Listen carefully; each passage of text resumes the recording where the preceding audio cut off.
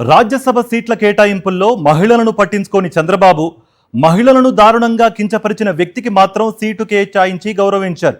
ITDP ద్వారా social media వేదికగా మహిళలను అవమానపరిచిన చింతకాయల విజయ్కు రాజ్యసభ పదవి ఇచ్చి మహిళల మనోభావాలను తీవ్రంగా దెబ్బతీశారు.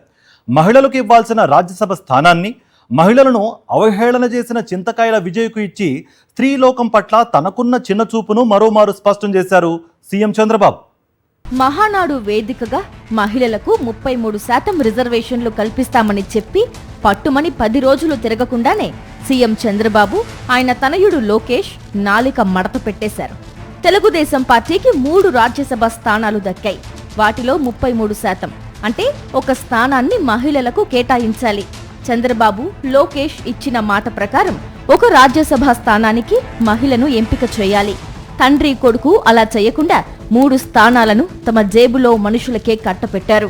ఇంకో మాట చెప్పాలంటే జనసేనకు కేటాయించిన రాజ్యసభ సీటు కూడా తన బినామీ అయిన లింగమనేని రమేష్ కు ఇప్పించుకున్నారు చంద్రబాబు.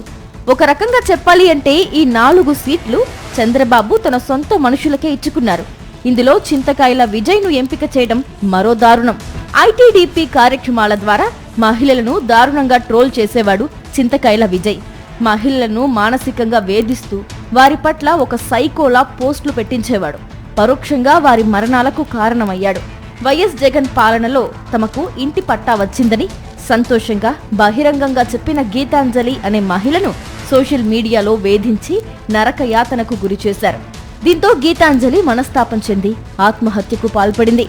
వైఎస్ఆర్సీపీ మహిళా ప్రజా ప్రతినిధులను సైతం అసభ్యకరంగా చిత్రీకరించేవారు. వారి వ్యక్తిత్వాన్ని దెబ్బతీసే విధంగా సోషల్ మీడియాలో ట్రోల్ చేసేవారు. చివరికి ఎంతగా దిగజారంటే వైఎస్ ఫ్యామిలీలోని మహిళలపై సైతం అసభ్యకర పోస్టులతో సోషల్ మీడియాలో సర్క్యులేట్ చేయించేవాడు చింతకాయల విజయ్.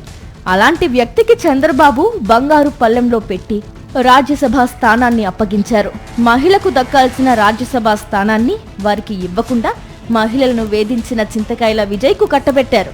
ప్రజారాజ్యం పార్టీని స్థాపించిన సమయంలో చిరంజీవిపై దారుణమైన విమర్శలు చేశాడు విజయ్. ఓ దౌర్భాగ్యుడు పార్టీని పెట్టి కాంగ్రెస్ పార్టీలో విలీనం చేశాడంటూ చిరంజీవిపై పరుష పదజాలంతో దూషించాడు.